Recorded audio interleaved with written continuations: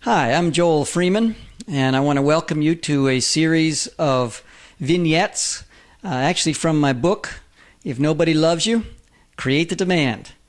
And it's a powerful jolt of entrepreneurial wisdom, energy, and whatever else you want to throw in there. And I'm hoping that this series will be of great interest to you and also a benefit to you on many different levels. But I want to start off with a topic of, it's called Lessons from a Tractor. And this is a story that happened to me back in 1968, 1969, when I was about 14, 15 years of age. And I was working on a farm. Fred and Flora Weeks, they were the couple that allowed me to work with them those 2 summers. And it was quite an experience. I'll tell you, it was quite something, where I was in a situation where we'd be getting up at 4 o'clock every morning to do the early morning milking. Had about 28 cows. And then, of course, 4 o'clock in the afternoon, second milking every day. And it was my job to take the pails of milk, weigh them, and figure out, 8 pounds per gallon. And that's how many gallons that Bessie gave in the morning milking. And this is how many pounds she gave in the afternoon milking. Very, very fascinating experience. And during the afternoon, I'd be gardening, I'd be haying during different times of the season, some timber work, and it was quite an exciting experience working on the farm. $10 the first summer, $10 a week, plus room and board included, and then the second summer I got a raise to $25 a week. It's a lot of money for me back then. And anyway, what happened is one morning I woke up and I looked at the old Farmall tractor that had 2 large wheels in the back and the 2 small wheels in the front. And I looked at it and I somehow got the harebrained idea that tractor is begging for a coat of paint. So I told Freddie, I says, you know what, I'd like to paint the tractor. And Freddie says, well, you know what you're getting yourself into, don't you? He says, it's, I can't do a Maine accent very well. This is up in Litchfield, Maine. And he says, you got to paint the tractor. And he says, you got to first sand it real well, and then you got to paint it. And he says, but the sanding is critical, because otherwise it's just wasting the paint.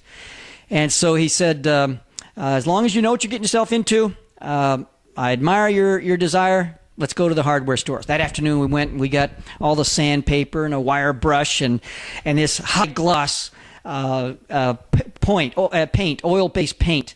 And I got back and I looked at the tractor, and of course you had the cowl over the engine, the front part. And so I figured, well, that's the easiest part. I'll start with that. So I sanded that down real well and painted it up. And I'll tell you, it looked beautiful. I stepped back a few yards and did a full 360 around the tractor and says, this thing is glistening in the sun. It's just a beautiful job. So I looked at it, and I started looking at the spokes and other parts of the tractor, and they were filled with cow manure.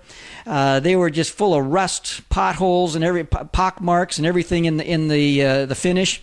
And I thought, that looks too tough. So I went and got the turpentine and washed the brush out, put it all up. A couple days later, Fred let a few days go by, and he says, well, Joel, he says, how you coming along with the tractor? And I says, well, Fred, I says, I think of it this way. I think I'm done with the job. I mean, and I'm thinking to myself, heck, this is a tractor, for goodness sake. It's we're just going out in the field, and it's better than it was before. I mean, this has got some paint on the front, and it looks pretty good from that angle. And I says, well, Fred, I think I'm done with the job. Well, Fred had this long, pregnant pause. And then he got this almost a Clint Eastwood make my day type of a look, and he clenched his teeth, and he says, Joel, he says, you gotta finish what you start. You told me you wanted to paint the tractor, and you gotta finish it. And it's like steam was rising out of his shirt, and I never saw him get mad before, but he put the fear of God in me. Long story short, I finished the tractor, and I'm glad I did. I learned a lot that summer. It was more than just hard work that summer. It was an opportunity to learn about the whole topic of finishing what you start. But I want to add a caveat to that. Make sure it's worth finishing before you start it. And that's what I'm hoping this whole series will help, because there's a big difference between a viable business dream and a nightmare. And you do not want to start something that is going to be a nightmare. I mean, it's hard enough starting a business, taking an idea to the marketplace, whether it's a song, an album, a film you want to make, an invention, you want to write a book, you have a business enterprise, whatever it might be. It's difficult all by itself. But to make sure that it's worth finishing.